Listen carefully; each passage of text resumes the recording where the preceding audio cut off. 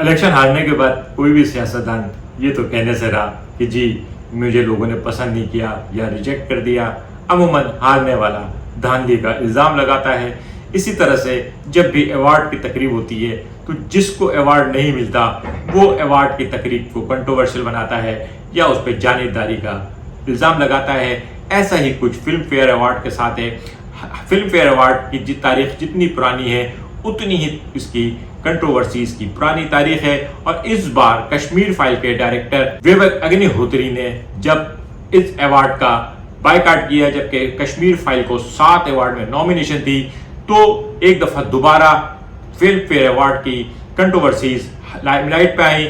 Film fair award 2023 की तकरीब हो चुकी है। जीतने वाले जीत चुके हैं और हारने वाले हार चुके हैं। आज हम फिल्म फेयर अवार्ड्स की कुछ कंट्रोवर्सीज और 2023 के विनर्स की बात करते हैं। अगर आपने मेरे चैनल अब तक सब्सक्राइब नहीं किया है तो प्लीज मेरा चैनल सब्सक्राइब करें और बेल आइकॉन दबाएं। फिल्म फेयर अवार्ड जैसा मैंने आपको बताया था 1954 में लॉन्च हुए थे। 105 कैटेगरी थी। 2 बेगम जमीन उस जमाने में सबसे बड़ी सुपरहिट फिल्म थी, उससे शुरू हुई थी। लेकिन फिल्म फेयर अवार्ड की जो कुछ मशहूर कंट्रोवर्सीज हैं वो मैं आपको बताता हूँ। ये वो ऐसी कंट्रोवर्सीज हैं जिससे आप शायद फेमिलियर हो या शायद फेमिलियर ना हो। अमिताभ बच्चन का नाम सुना है आपने, अपने अमित जी सन 1973 में उनकी एक फिल्म आई थी जंजीर। फिल्म जंजीर में जो अमिताभ बच्चन था वो एक न्यू कमर था। उससे पहले उसकी एक ही बड़ी फिल्म थी आनंद, जो राजेश खन्ना की फिल्म थी। अमिताभ उसमें सपोर्ट एक्टर था और जंजीर फिल्म अमिताभ की बजाहिर पहली बतौर हीरो प्रॉपर फिल्म थी। लेकिन उस साल बेस्ट एक्टर का अवार्ड ऋषि कपूर को फिल्म बॉबी पे मिल गया।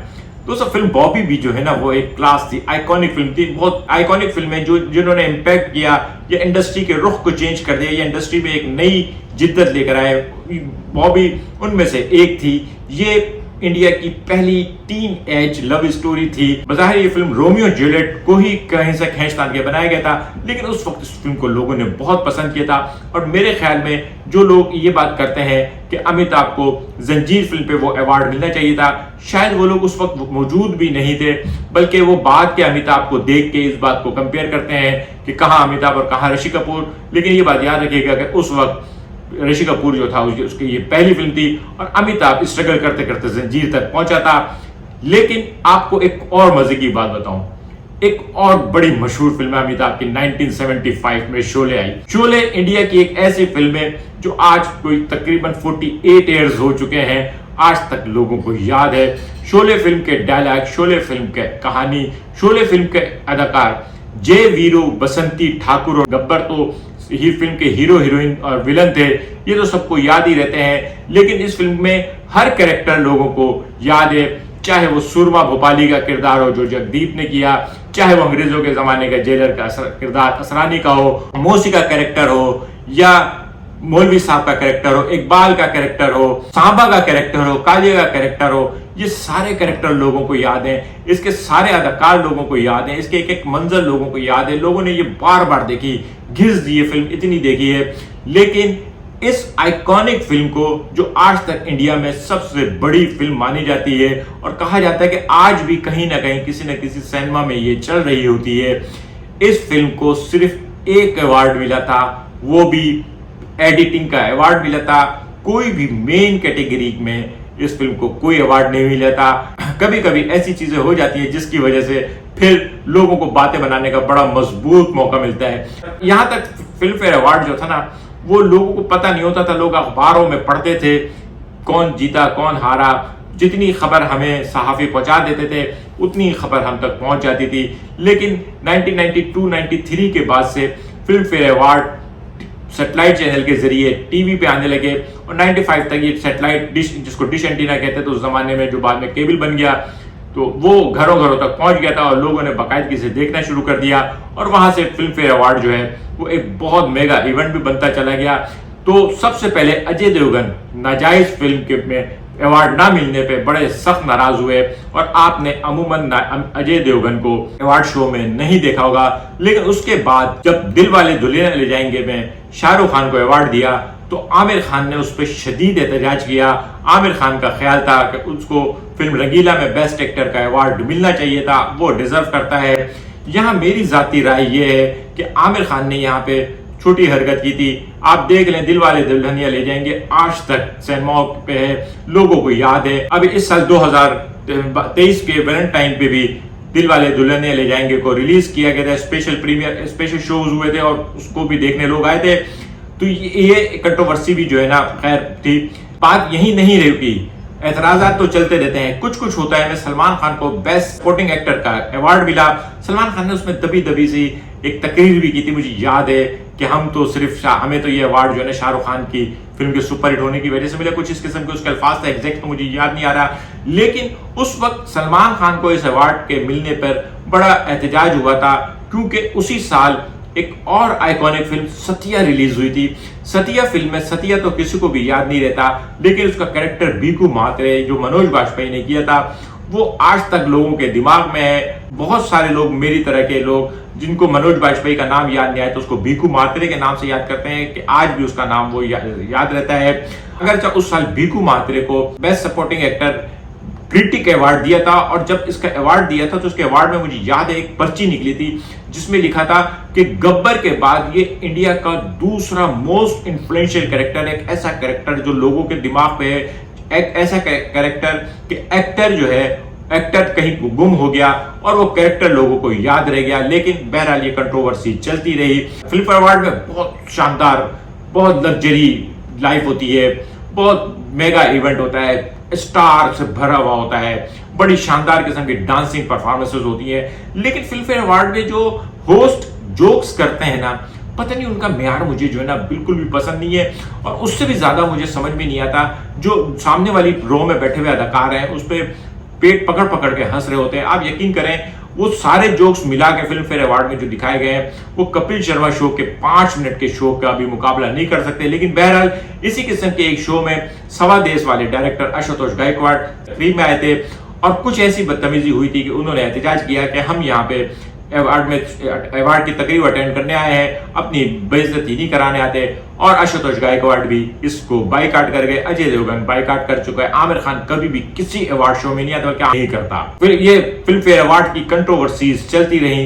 एक बड़ी मशहूर कंट्रोवर्सी सन 2012 में हुई थी जब अग्निपथ का एक गाना अभी मुझ में कहीं जो सोनू निगम ने गाया था उसकी जगह आयुष्मान खुराना को पानी दा बुलबुला पे बेस्ट सिंगर का अवार्ड दे दिया था। आयुष्मान खुराना वैसे फिल्म फेयर अवार्ड वालों का जो है ना बड़ा फेवरेट बॉय है, वो हमेशा इस शो में सामने होता है। जब भी उसको जैसे ही इनको मौका मिलता है ये किसी न किसी तरह से उसको अवार्ड टिका देते हैं। और यही वजह थी कि बहुत सारे लोगों का ख्याल था अग्निपथ में का जो गाना था अभी मुझ में कहीं वो बहुत शानदार गाना था और सोनू निगम डिजर्व करता था इस अवार्ड को। उसके बाद एक और धमाका हुआ सन 2020 में। सन 2020 में गुल्ली बॉय को 13 अवार्ड ले गई। गुल्ली बॉय से पहले सबसे ज्यादा अवार्ड का रिकॉर्ड जो था वो एजाज जो था वो दिलवाले दुल्हनिया ले जाएंगे को था, जिसने 11 अवार्ड जीते थे।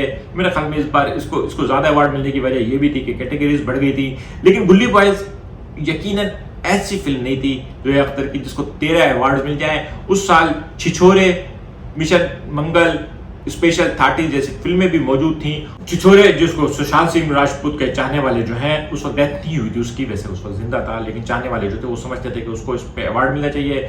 लेकिन उस वक्त उसमें कंगना रनावत जो पहले से ही शुरू से 2014 से ही इसके खिलाफ जा रही थी, शायद वो कोई और भी उसकी वजह थी, वो भी शामिल हो गई। और इस तरह से फिल्म फेयर अवार्ड का 2020 में बायकॉट फिल्म फेयर अवार्ड के हैशटैग भी चले, boycott Bollywood, boycott film fair award, ये आजकल ट्रेंड में रहता है।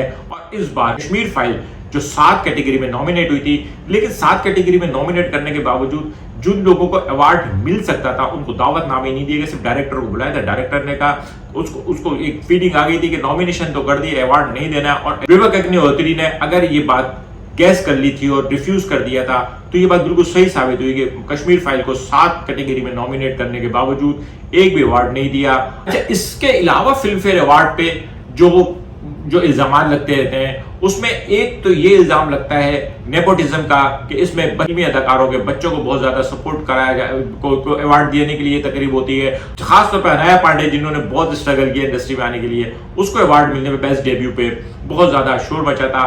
फिर अवार्ड पे दूसरा जो एतराज होता है वो ये कि इसमें फेवरेटिज्म है, खासतौर पर यश राज, धर्मा, फिल्म क्राफ्ट, राकेश रोशन की और संजय लीला बंसाली। जब भी इनकी फिल्में आती हैं बड़े हाथ भर भर के लेके जाती है। संजय लीला भंसाली की ब्लैक को भी 10 कोई अवार्ड मिले थे, इस दफा भी संजय लीला भंसाली की फिल्म को 10 अवार्ड मिले हैं। तो ये कुछ ना कुछ कहीं ना कहीं जब बात होती है या तो लोगों को नजर आ जाता है, कुछ ना कुछ बात चलती रहती है। इसके अलावा एक इल्जाम इस पर और भी लगता है कि अक्सर अदाकार जो हैं वो पेड करते हैं अवार्ड खरीदने के लिए, और पेड करने के लिए अगर वो कैश नहीं देते तो परफॉर्मेंस के बदले बार्टर सिस्टम होता है कि हम आपके स्टेज पर परफॉर्म करेंगे और आप हमें अवार्ड दें। और यही वजह है कि अक्सर औकात वही अदाकार अवार्ड ले जाते हैं जो स्टेज पर परफॉर्म करते हैं। इस तरह की बातें चलती रहती हैं। अब आते हैं 68 फिल्म फेयर अवार्ड के विनर्स के बारे में। इस साल अभी बातों बातों में जैसे मैंने बताया है, गंगूबाई काठियावाड़ी 10 अवार्ड ले गई है, जबकि उसके बाद बधाई दो 6, ब्रह्मास्त्र 5, जुग जुग जियो 2 और वध 2 अवार्ड लेके गई हैं। एक्शन हीरो विक्रम वेदा, अनेक, झुंड और भूल भुलैया, इनको एक एक अवार्ड मिला है। लेकिन ज्यादातर अवार्ड जो है इधर उधर साइड की उसमें है, मेन अवार्ड नहीं मिले हैं। गंगूबाई जो है वो मेन अवार्ड भी ले गई है और साइड के भी अवार्ड्स लेके गई है। अब मैं आपको मेन अवार्ड्स के विनर्स भी बताता चलूं। संजय मिश्रा को बेस्ट एक्टर का अवार्ड मिला है फिल्म वध में, लेकिन ये क्रिटिक अवार्ड है। जबकि भूमि पेडनेकर को बेस्ट एक्टर फीमेल का अवार्ड मिला है बधाई दो पे, लेकिन ये भी क्रिटिक अवार्ड है। ये सारे अवार्ड में क्रिटिक बता रहा हूं। जबकि तब्बो को बेस्ट सपोर्ट एक्टर फीमेल का अवार्ड मिला है भूल भुलैया 2 पे क्रिटिक का, और बधाई दो बेस्ट क्रिटिक अवार्ड ले गई है। बधाई दो की बड़ी लॉटरी लगी हुई है इस बार, क्रिटिक में भी अवार्ड ले गई है और कुछ और भी। अब मैं आपको सबसे सरप्राइज तो जो है एंड में बताऊंगा, आप हमारे साथ जुड़े रहिएगा। अरिजीत सिंह बेस्ट गुलकार का अवार्ड ले गया, डिजर्विंग है, इसके बारे में तो किसी को कोई शक नहीं होती। इधर तो कंट्रोवर्सी आने की जरूरत ही नहीं होती, इधर तो कोई कंट्रोवर्सी नहीं आएगी। जबकि प्रीतम ब्रह्मास्त्र के गानों पे बेस्ट एल्बम का अवार्ड ले गया है। अरिजीत सिंह को जो है ब्रह्मास्त्र के गाने केसरिया के ऊपर ये अवार्ड मिला है। Best support actor female Shiba Chadda बधाई दो पे ये अवार्ड ले गई है। और हमारे Anil Kapoor best support actor male जुग जुग जियो पे। अनिल कपूर की इस फिल्म में अदाकारी वाकई लाजवाब थी। ये अवार्ड अनिल कपूर ने किसी ताल्लुकात पे नहीं बल्कि अदाकारी पे लिया है कि जिसने भी ये फिल्म देखी है वो अनिल कपूर की अदाकारी की तारीफ करेगा। Best director Sanjay Leela Bhansali Gangubai, best female actor Alia Bhatt Gangubai. लेकिन बेस्ट एक्टर का जो अवार्ड लेके गया है ना, वो जो है ना बड़ा सरप्राइज है। ये ऐसा बहुत रेयर केस होता है कि एकदम अचानक अमिताभ, अनुपम खेर, ऋतिक रोशन और अवार्ड लेके जाए राजकुमार राव। 68 फिल्म फेयर अवार्ड का बेस्ट एक्टर का अवार्ड राजकुमार राव ले गया है। ये जो है ना बड़ा सरप्राइजिंग है, बहुत सारे लोगों को ये मोटिवेट भी करेगा। राजकुमार राव एक अच्छा एक्टर है, लेकिन एक मीडियोकर किस्म की उसकी फिल्में आती है, दरमियाने दर्जे की बी क्लास, यानी बी ग्रेड नहीं बोल रहा हूँ बल्कि बजट के लिहाज से लो बजट की फिल्में होती हैं आमतौर पे। और इसकी फिल्में ऐसी होती हैं कि जब अगर आप देखेंगे तो बुरी भी नहीं होती, लेकिन ऐसी भी नहीं होती कि वो लोग दिमाग पे रह जाएं या काफी दिन चलें। लेकिन बधाई दो ने यकीनन लोगों को इंस्पायर किया था, और इस फिल्म पे इसको अवार्ड जो मिला है उसके ऊपर कंट्रोवर्सीज तो चलती रहेंगी, क्योंकि मैंने आपको व्लॉग के शुरू में बताया था इलेक्शन हारने वाला धांधली का इल्जाम लगाता है, और जिसको अवार्ड ना मिले वो जानिबदारी का इल्जाम लगाता है। आज का व्लॉग कैसा लगा कमेंट करके बताइएगा। मिलेगा अगले किसी व्लॉग में। शुक्रिया।